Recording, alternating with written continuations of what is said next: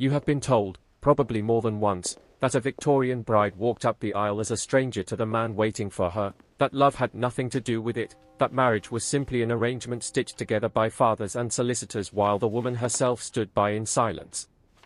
You have been told that women married at 14, that husbands owned their wives the way they owned a horse or a writing desk, and that the whole business was a grim, loveless transaction dressed up in lace. Almost none of it holds up. What actually happened in parlours and churches across Britain between 1837 and 1901 is stranger, more human, and considerably more revealing than the version you have absorbed from costume dramas.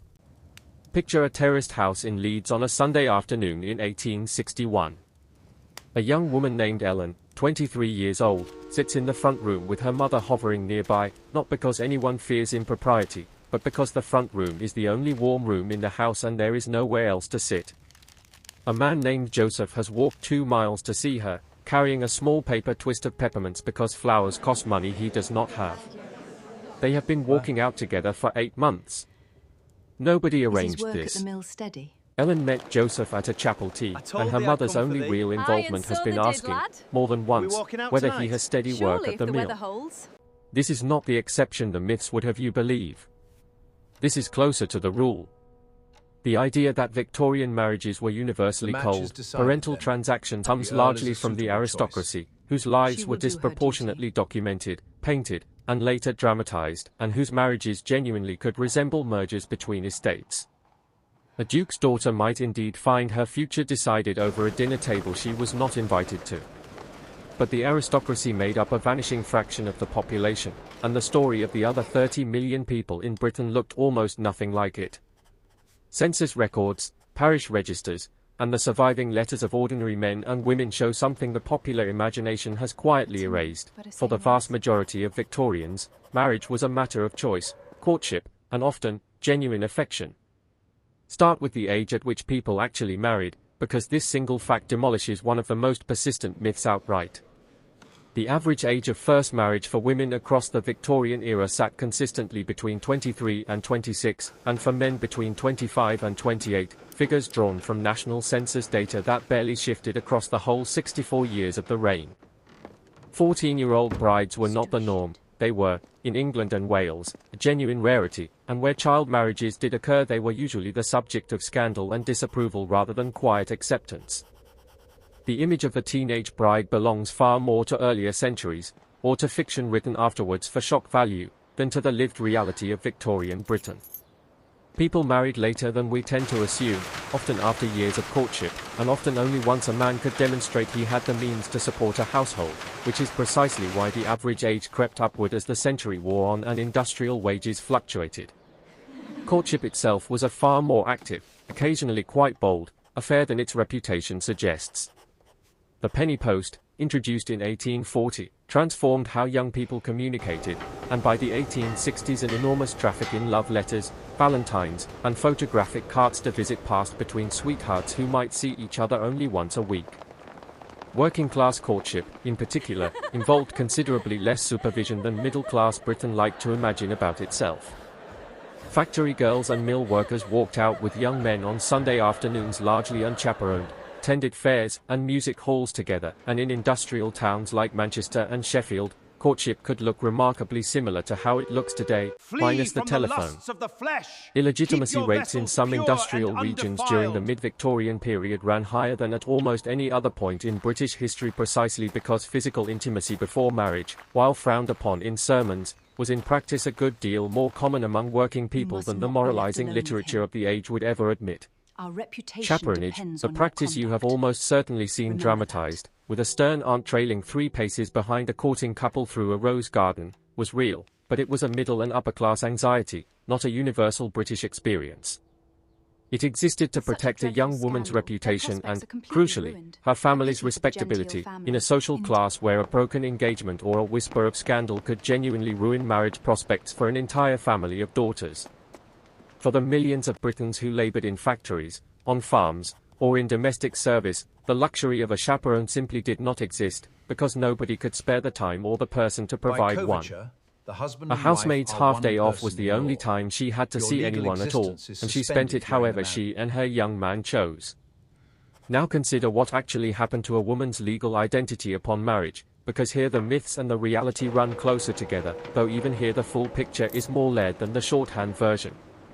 Under the doctrine of coverture, a legal principle inherited from centuries before Victoria was even born, a married woman's property, earnings, and legal identity were indeed absorbed into her husband's upon marriage.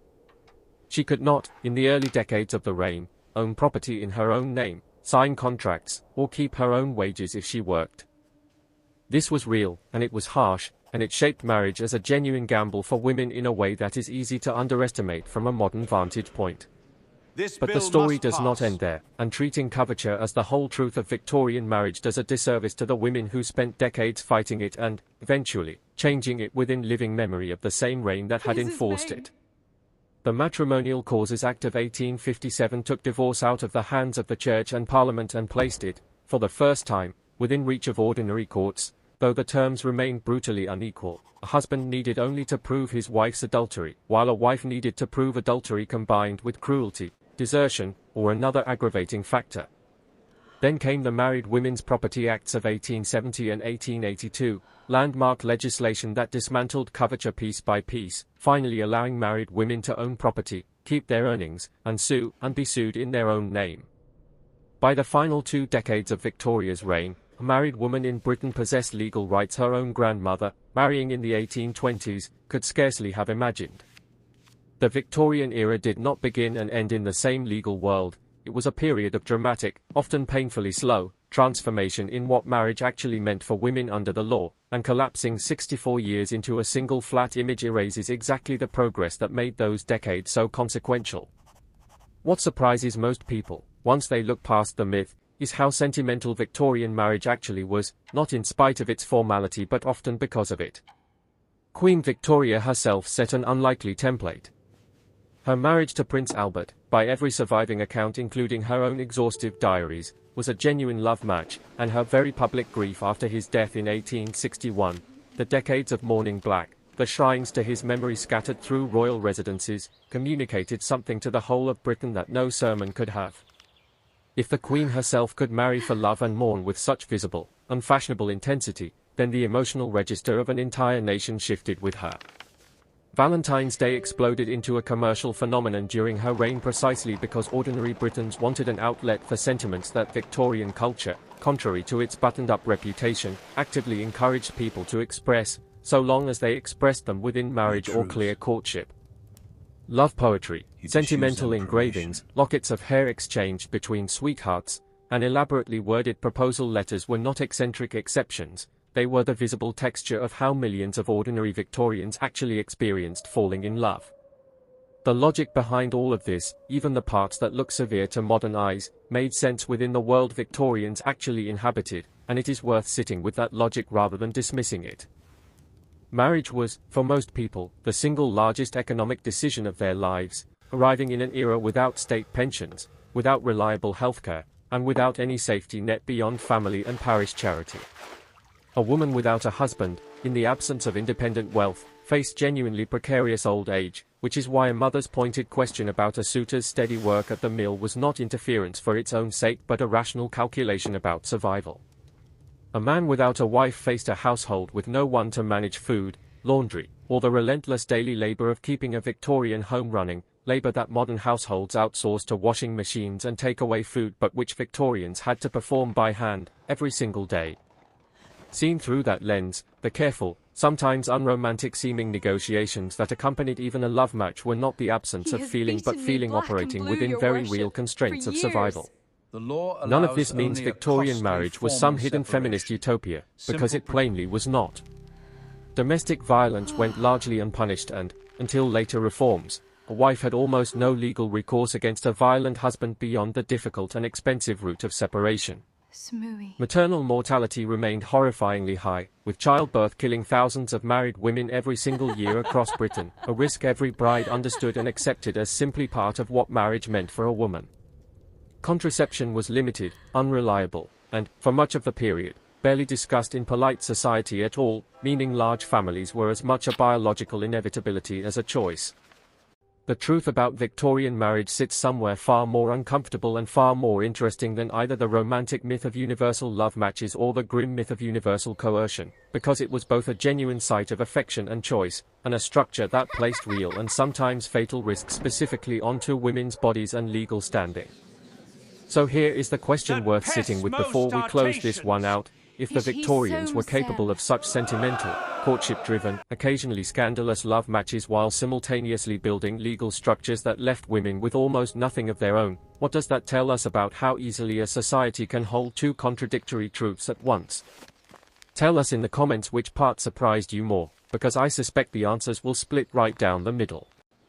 What lingers, once you have sat with the real evidence rather than the cost drama version, is how familiar Victorian courtship actually feels. The nervous letters, the walking out on a Sunday afternoon, the small gifts that meant more than their price, layered uneasily against legal machinery that could strip a woman of everything she owned the moment she said yes.